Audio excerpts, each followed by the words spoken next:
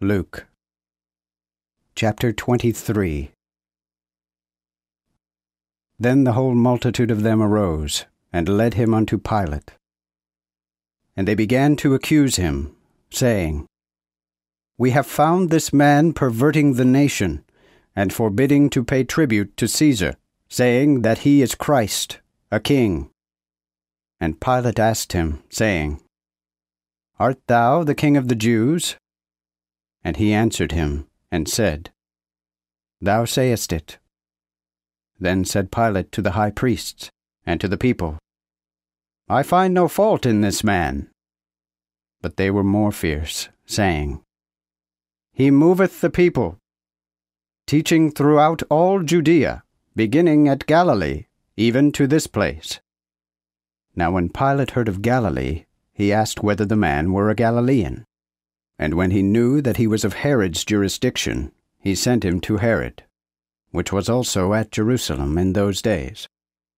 And when Herod saw Jesus, he was exceedingly glad, for he was desirous to see him of a long season, because he had heard many things of him, and trusteth to have seen some sign done by him. Then questioned he with him of many things, but he answered him nothing. The high priests also and scribes stood forth and accused him vehemently. And Herod, with his men of war, despised him and mocked him, and arrayed him in white, and sent him again to Pilate. And the same day Pilate and Herod were made friends together, for before they were enemies one to another. Then Pilate called together the high priests, and the rulers, and the people, and said unto them, Ye have brought this man unto me, as one that perverted the people, and behold, I have examined him before you, and have found no fault in this man of those things whereof ye accuse him. No, nor yet Herod, for I sent you to him, and lo, nothing worthy of death is done of him. I will therefore chastise him, and let him loose. For of necessity he must have let one loose unto them at the feast. Then all the multitude cried at once, saying, Away with him, and deliver unto us Barabbas, which for a certain insurrection made in the city, and murder, was cast in prison. Then Pilate spake again to them, willing to let Jesus loose. But they cried, saying, Crucify, crucify him. And he said unto them the third time, But what evil hath he done? I find no cause of death in him. I will therefore chastise him, and let him loose. But they were instant with loud voices, and required that he might be crucified. And the voices of them and of the high priests prevailed. So Pilate gave sentence, that it should be as they required. And he let loose unto them him that for insurrection and murder was cast into prison, whom they desired, and delivered Jesus to do with him what they would. And as they led him away, they caught one Simon of Cyrene, coming out of the field, and on him they laid the cross, to bear it after Jesus. And there followed him a great multitude of people, and of women, which women bewailed and lamented him.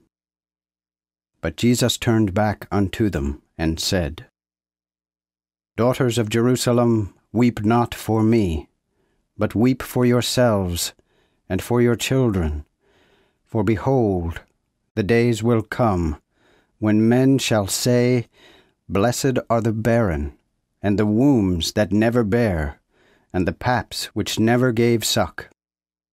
Then shall they begin to say to the mountains, Fall on us, and to the hills, Cover us.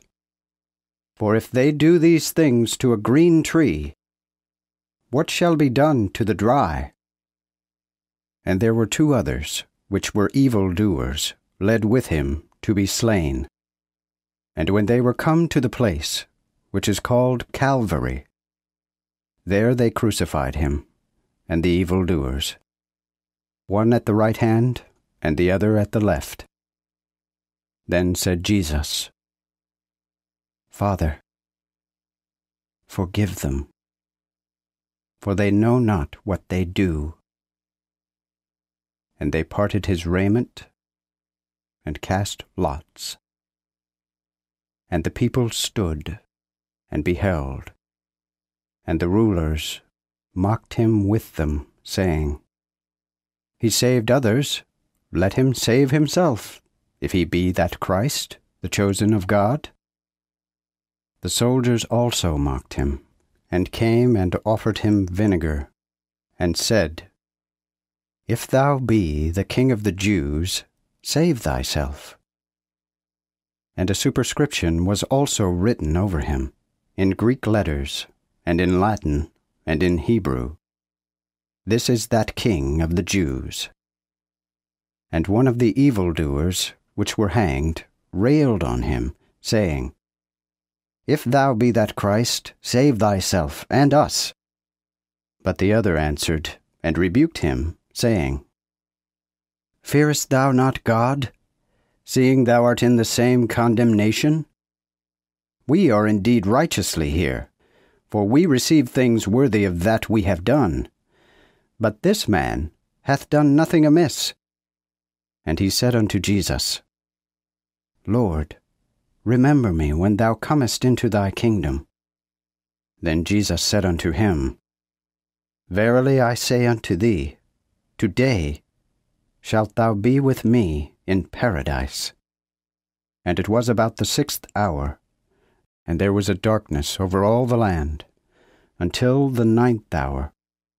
And the sun was darkened, and the veil of the temple rent through the midst.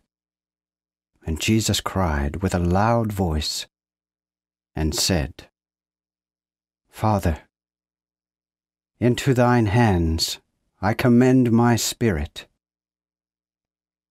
And when he thus had said, he gave up the ghost. Now when the centurion saw what was done, he glorified God, saying, Of a surety this man was just. And all the people that came together to that sight, beholding the things which were done, smote their breasts, and returned. And all his acquaintances stood afar off. And the women that followed him from Galilee, beholding these things. And behold, there was a man named Joseph, which was a counselor, a good man, and a just. He did not consent to the counsel and deed of them, which was of Arimathea, a city of the Jews, who also himself waited for the kingdom of God. He went unto Pilate, and asked the body of Jesus, and took it down, and wrapped it in a linen cloth, and laid it in a tomb hewn out of a rock wherein was never man yet laid. And that day was the preparation, and the Sabbath drew on. And the women also that followed after, which came with him from Galilee, beheld the sepulchre, and how his body was laid. And they returned, and prepared odors, and ointments, and resteth the Sabbath day, according to the commandment.